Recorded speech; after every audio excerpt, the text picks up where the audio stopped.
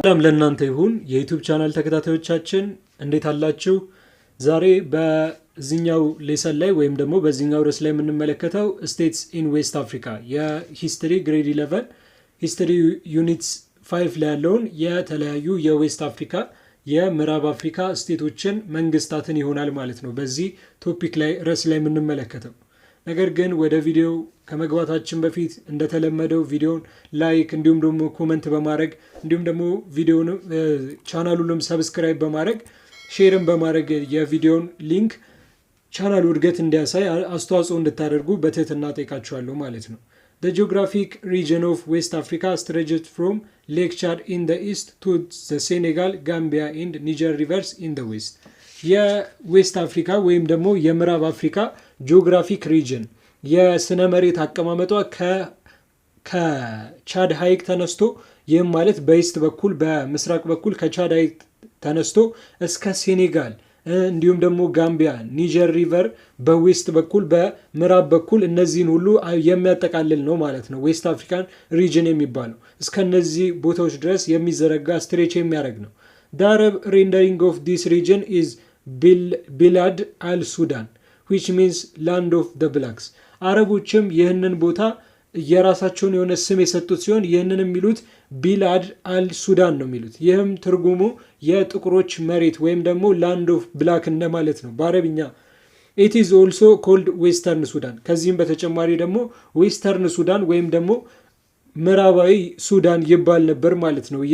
የተለያዩ ዌስት አፍሪካን ስቴቶች ያሉበት ቦታ። It was in this part of Africa that the empire of Ghana, Mali, Songhai, Kanem Borno and other ones thrived, affirming and reaffirming that Africa was one of the places in the ancient world where culture and civilization bloomed. የተለያዩ በዚህ ቦታ ላይ የሚገኙ ወይም በዚህ የአፍሪካ ክፍል ላይ የሚገኙ ኢምፓየሮች ያሉ ሲሆን ከነዚህም መካከል የጋና ስርወ መንግስት፣ የማሊ፣ የሶንጋይ እና እንዲሁም የከነም ቦርኑ ስርወ መንግስቶች ይገኛሉ። ከነዚህም በተጨማሪ ሌሎችም ያሉ ሲሆን እነዚህም አፍሪካ በጥንቱ ዓለም ላይ በነበረው ጊዜ በጥንቱ በኤንሸንት ወርልድ ጊዜ የካልቸር ባህልና እንዲሁም ደግሞ ሲቪላይዜሽን ስልጣኔ ብሉም ቢያረገባት ያበበባት አህጉር እንደነበረች ቦታ እንደነበረች አፊርም ያደርጋል፣ አጽንኦት ይሰጣል፣ ያሳያል ማለት ነው። The Trans-Saharan trade that connected North and West Africa with East Africa formed the economic base of this empire. የትራንስ ሳሃራን ትሬድ ወይም ደግሞ የትራንስ ሳሃራ ንግድ ደግሞ ኖርዙን የአፍሪካ ክፍል ከዌስት አፍሪካ ኖርዝ እና እንዲሁም ደግሞ ዌስት አፍሪካን ከኢስት አፍሪካ ጋር የሚያገናኘው የሰሜኑንና እንዲሁም የምዕራቡን የአፍሪካ ክፍል ከምስራቅ አፍሪካ ጋር የሚያገናኘው የዚህ የትራንስ ሳሃራ ንግድ ለዚህ ኢኮኖሚክ ቤዛቸው ለነዚህ ኢምፓየሮች ለነዚህ ስርወ መንግስቶች ዋና የሆነ የኢኮኖሚ ቤዝ ወይም ደግሞ የኢኮኖሚ መሰረት ነበር ማለት ነው። እንዲመሰረቱ ፎርም እንዲሆኑ ያረጋቸው። The first empire is Empire of Ghana. የመጀመሪያው ኢምፓየር የምናገኘው የኢምፓየር ኦፍ ጋና ሲሆን ይህም የጋና ስርወ መንግስት ነው ማለት ነው። ይህ ኤንሸንት ስለሆነ ነው በቅድሚያ ሊመጣ የቻለው ማለት ነው። The oldest known kingdom in Western Sudan was Ghana. ኦልደስት የሚባለው በዌስተርን ሱዳን ወይም ደግሞ በምዕራባዊ የሱዳን ክፍል አሁን ሱዳን የምንላት ትንሽ የሆነ ያለውን ክፍል ሲሆን ነገር ግን ድሮ በጣም ብዙ ቫስት የሆነ ኤሪያን የሚሸፍን ነበር እና ዌስተርን ሱዳን እና እንዲሁም ኢስተርን ሱዳን ተብሎ ራሱ እስኪከፈል ድረስ በጣም ትልቅ ቦታ የሚሸፍን ነበር። አሁን አፍሪካ ብለን እንደምንጠራው በጣም ግዙፍ የሆነ ቦታን የሚሸፍን ነበር ሱዳን የሚባለው ማለት ነው። እና በዚህ በዌስተርን ሱዳንም በምዕራባዊ የሱዳን ክፍልም በጣም ኤንሸንት የሚባለው ኪንግደም ኦልደስት የሚባለው የጋና ኪንግደም ነው።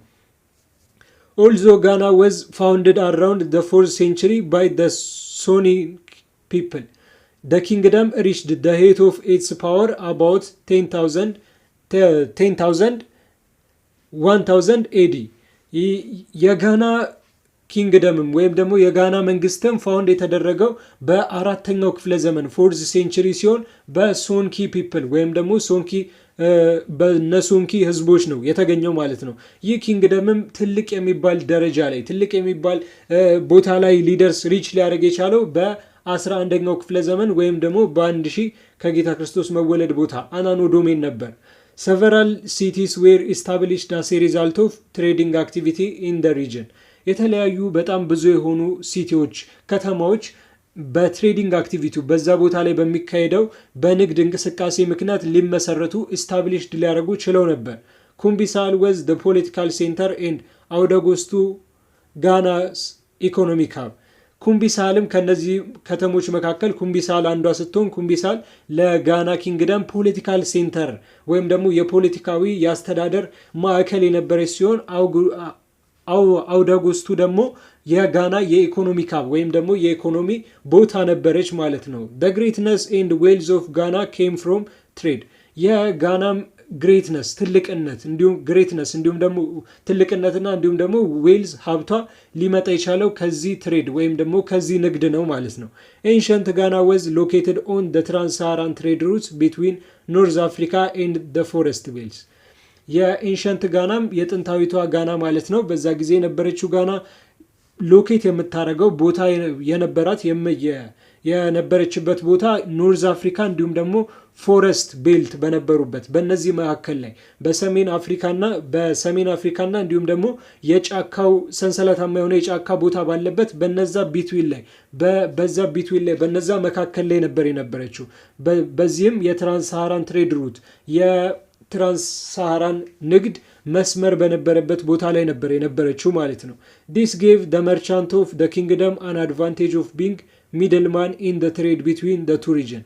ይህም በኪንግደሙ ላይ ያሉትን መርቻንቶች ነጋዴዎች ሚድልማን እንዲሆኑ በንግዱ ውስጥ በነዚህ በሁለት ክልሎች በነዚህ በሁለት ቦታዎች መካከል ሚድልማን እንዲሆኑ መካከለኛ ወይም ኤጀንት ወይም ደላላ በመሆን እንዲያገለግሉ እንዲሁም ለዚህም አገልግሎት እንዲያገኙ አድቫንቴጅ አድርጓቸው ነበር ጠቅሟቸው ነበር ማለት ነው ያለችበት ቦታ።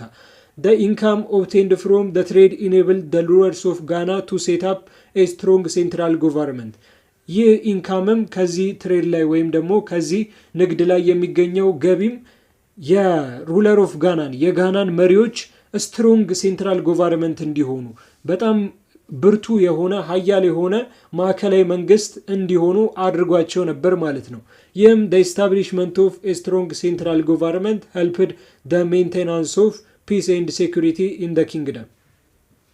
ይህም ስትሮንግ የሆነ ሴንትራል ጎቨርንመንት በቦታው መመስረቱ ሀያል የሆነ ማዕከላዊ መንግስት በቦታው ኢስታብሊሽ መደረጉ በቦታው ያለውን ፒስ ኤንድ ሴኩሪቲ በኪንግደሙ ላይ በመንግስቱ ላይ ያለውን የሰላምና እንዲሁም መረጋጋት እንዲጠብቅ ሜንቴን እንዲያደርግ ለዚህም እርዳታ አድርጎ ነበር ማለት ነው። ያው ሀያል የሆነ መንግስት ካለ ማንም ሌባም ሆነ ዘራፊም በተለይ በድሮ ጊዜ ብዙ ዘራፊዎች ስለነበሩ ማንም ዘራፊም ሆነ ሌባ ወራሪም ሊመጣ ስለማይችል ፒስ ኤንድ ሴኩሪቲው ወይም ሰላምና መረጋጋቱ እንዲጠበቅ አድርጓል ማለት ነው።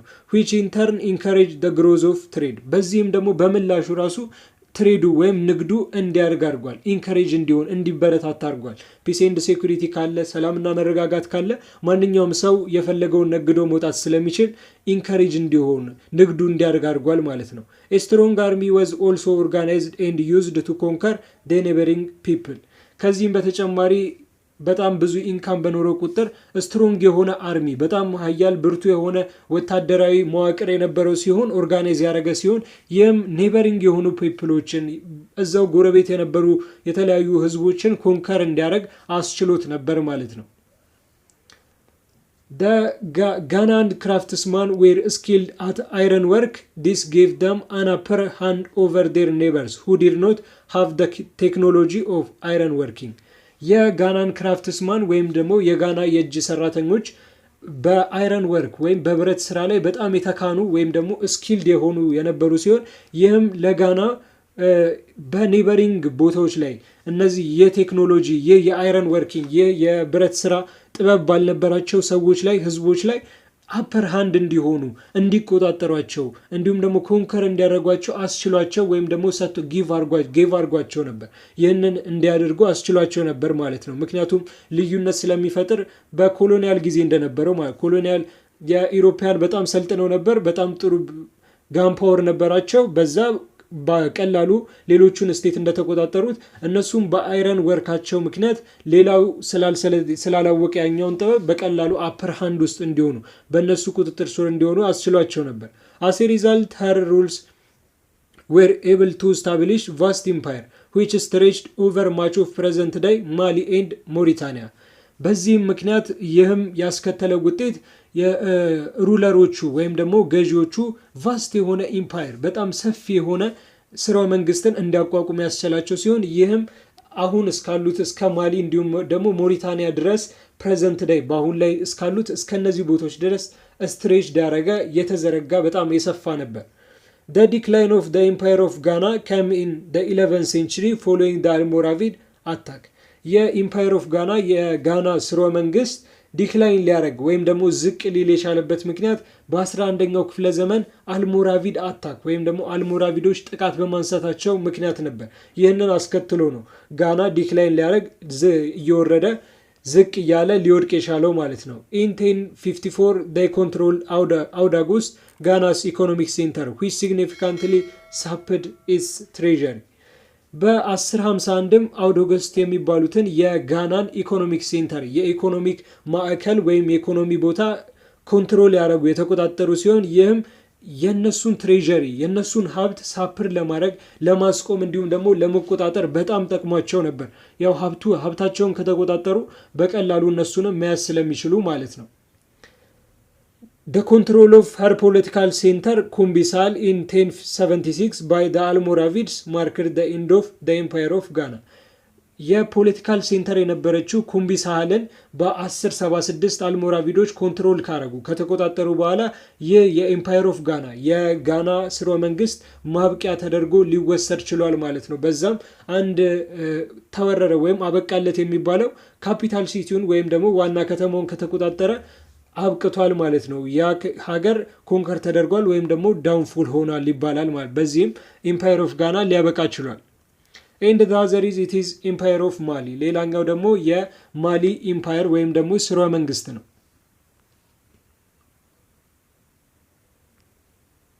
Much of what we know about the rise of Mali comes from West African griots or storytellers. አብዛኛው ስለ ማሊ የምናውቀው ስለ ራይዝ ኦፍ ማሊ ስለ ማሊ መነሳሳት ከፍ ማለት የሚታወቀው የመጣው ከዌስት አፍሪካን ግሬትስ ከሚባሉ ወይም ደግሞ ከምዕራብ አፍሪካ ግሬትስ ወይም የታሪክ ተናጋሪዎች ስቶሪ ቴለሮች ነው እንጂ ያው አብዛኛው ከኢትዮጵያ ውጪ በአፍሪካ ማንም የራሱ የሆነ ጽሑፍ ያለው ራሱ የለም እና በቃል እንደዚሁ በስቶሪ ቴለር ወይም ደግሞ በቃል በመናገር ታሪኩን እንዲሁ በአፍ በማውራት ነው ያለፈው ወይም ደግሞ አሁን ያወቅነው ነገር የመጣው ማለት ነው። they passed down their history through oral history often through song. ይህም ሂስትሪያቸው ወይም ታሪካቸው ከትውልድ ወደ ትውልድ ያለፈው በኦራል ሂስትሪ በቃል በመናገር በቃል ታሪክ ሲሆን አንዳንድ ጊዜ ኢቨን በሶንግ ራሱ ይሆናል በመዝሙር ወይም ደግሞ በዝማሬ ራሱ ወይም በዘፈን ያስተላልፉ ነበር ማለት ነው። in the immediate aftermath of Ghana collapse the Madinka people of the upper Niger suffered a bitter defeat by a rival leader. ከጋና ኮላፕስ በኋላ ጋና ከወደቀች ከጠፋች በኋላ በዚህም ኢሚዲየት አፍተርማዝ ዲፍረንት የሆነ ግርግር ወይም ደግሞ አፍተርሜዝ ኮንፍሊክት የተፈጠረ ሲሆን ከነዚህም መካከል እነዚህ ማዲንካ ፒፕል የሚባሉት በአፐር ኒጀር ላይ የሚኖሩ በላይኛው የኒጀር ክፍል ላይ የሚኖሩ ጥቂት የሆነ ወይም ትንሽ የሚባል ሊትል የሆነ ባይተር የሆነ ዲፊት በራይቫል ሊደሮች ላይ አጋጥሟቸው ነበር። ጥቂት የሚባል ሽንፈት የተለያዩ መሪዎች ተቃውሞ ላይ አጋጥሟቸው ነበር። ኤክሰፕት ሱንዴታ all of his sons were killed. ከሱንዴታ በቀር ሁሉም የሱ ልጆች ተገለው ነበር በዚህ ባይተር በሚባለው ራይቫል ዲፊት ላይ ማለት ነው። በዚህ ሽንፈት ላይ ከሱንዴታ በቀር ሁሉም ልጆቹ ተገለው ነበር። by 1235 ሱንዴታ had crushed his enemies, won control of the gold trade routes and founded the empire of Mali. በ1235 ሱንዴታ የሱን ጠላቶች ኢነሚዎች ክረሽድ ያደረገ ያጠፋ ሲሆን የጎልድ ትሬድ ሩቱንም ወይም ደግሞ የወርቅ የንግድ መስመሩንም ኮንትሮል አድርጎ ነበር ተቆጣጥሮ ነበር። ከዛም በመቀጠል ደግሞ የራሱን የሆነ ኢምፓየር ፋውንድድ ኢምፓየር ኦፍ ማሊ የማሊን ስርወ መንግስት አስገኝቶ ነበር ማለት ነው።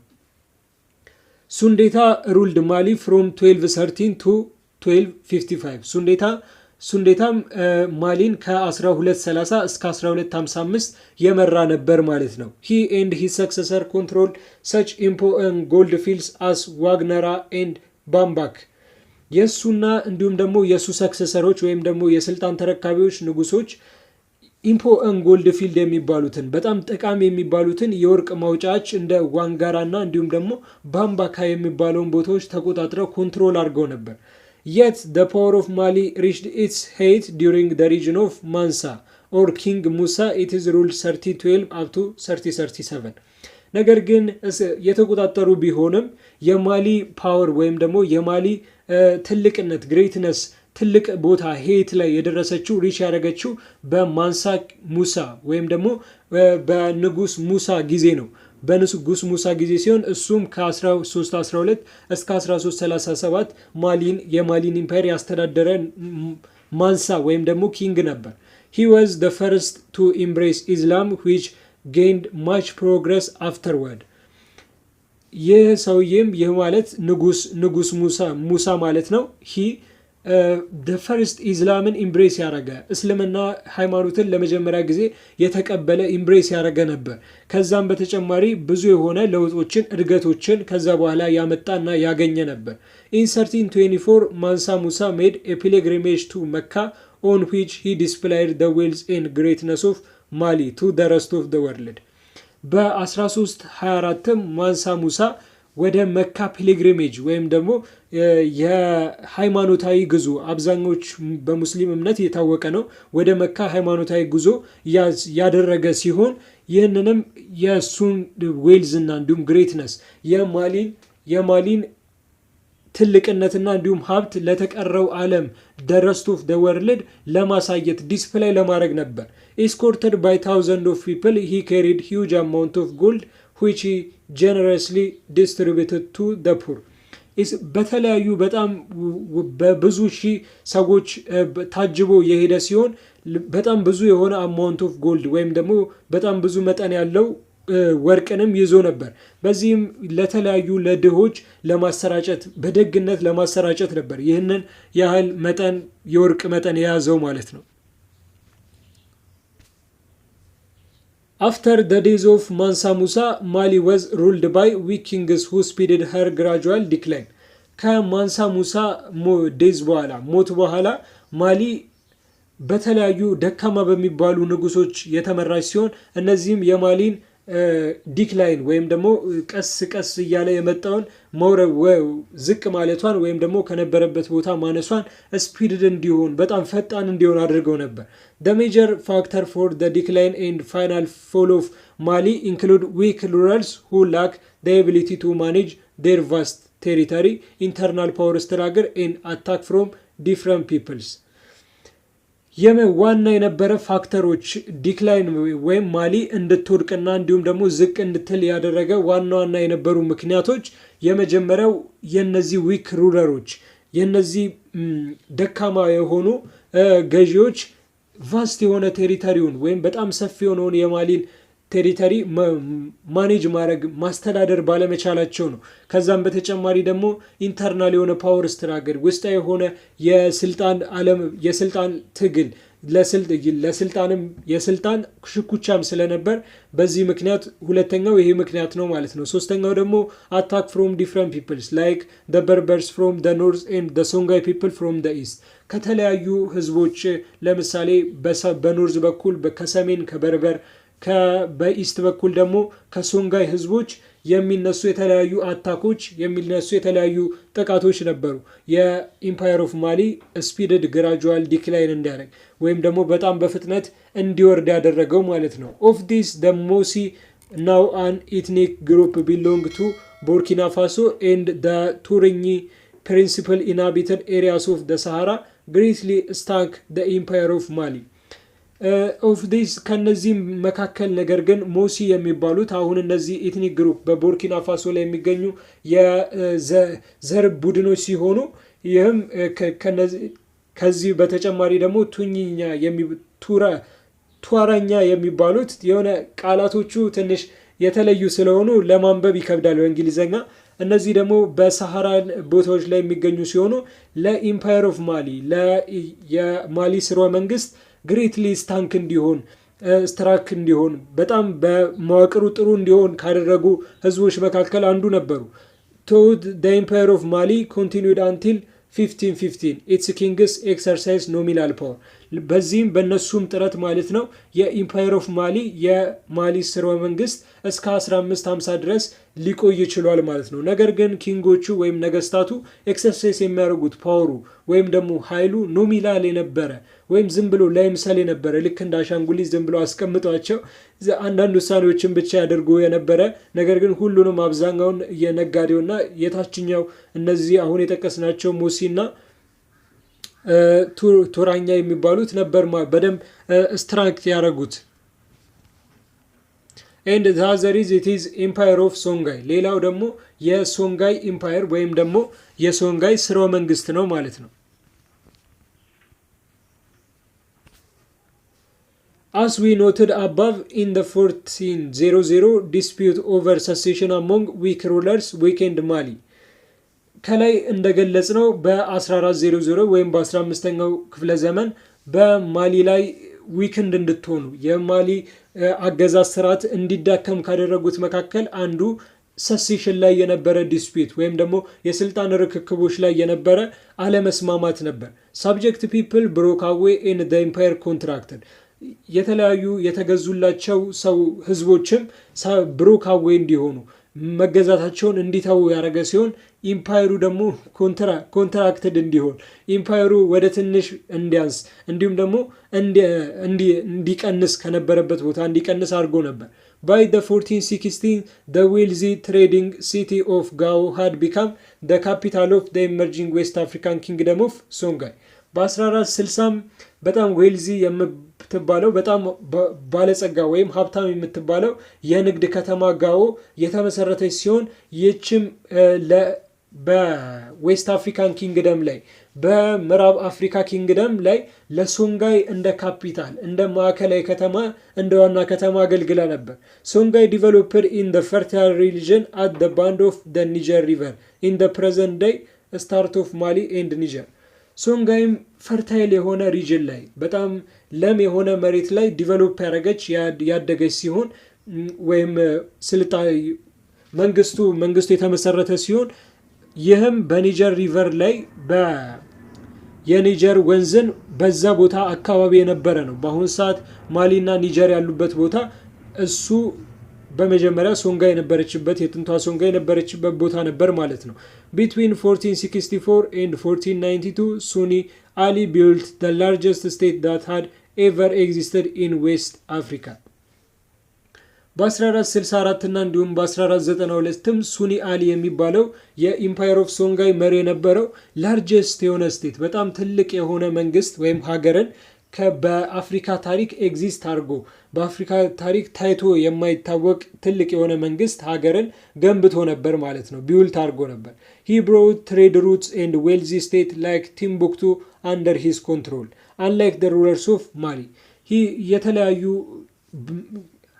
ኃይሉን ወይም ደግሞ በግሬትነሱን ሊያገኝ የቻለው በትሬድ ሩት በንግድ መስመሩ እንዲሁም ደግሞ በተለያዩ ዌልዚ ስቴት ልክ እንደ ቲምቡክቱ አይነት በመሰሉ በጣም ሀብታም በሆኑ ከተሞች ወይም ስቴቶች ነበር። ይህም በሱ ቁጥጥር ስር ስለነበሩ እንደነ ማሊ ሉረሮች ይህ አላደረገም ማለት እንደነሱ ሳያደርግ እሱ ግን በሱ ቁጥጥር ስር የነበሩትን ኢፌክቲቭሊ በማስተዳደር ትሬድ ሩቶቹን የተለያዩ የንግድ መስመሮቹና እንዲሁም ሀብቱን ሊይዝ ችሏል ማለት ነው። He did not adopt Islam but he followed an indigenous religion ኢስላምን ወይም ደግሞ የእስልምና እምነትን አዳፕት ያላደረገ ያልተቀበለ ሲሆን የራሱን የሆነ ኢንዲጂነስ ሪሊጅን እዛው ቦታ ሀገር በቀል የሆነውን ሃይማኖት እዛው ሶንጋይ ላይ የነበረውን ሃይማኖት ይከተል ነበር ማለት ነው። Soon after Sunni Ali days in 1492 however the emperor Askia Muhammad set up a Muslim dynasty ሱኒ አሊ ከሞተ ከ1492 በኋላ ማለት ነው ትንሽ ቆይቶ ከ1292 በኋላ አስኪ መሐመድ የሚባለው የሙስሊም ዳይናስቲን ወይም የሙስሊም ስርወ መንግስትን ወይም የገዢ ያገዛዝ መደብን ያቋቁማል ማለት ነው። አስኪ መሐመድ የሚባለው he further expanded the territory of Songhai and improved the government የአስኪ መሐመድ ወይም ደግሞ እሱ ማለት ነው የሶንጋይን ቴሪቶሪ ድንበር ያሰፋ ሲሆን ኤክስፓንድ ያደረገ ሲሆን የጎቨርንመንት ሲስተሙ የአስተዳደር ስርዓቱንም ኢምፕሩቭድ አድርጎ ለውጦ ነበር።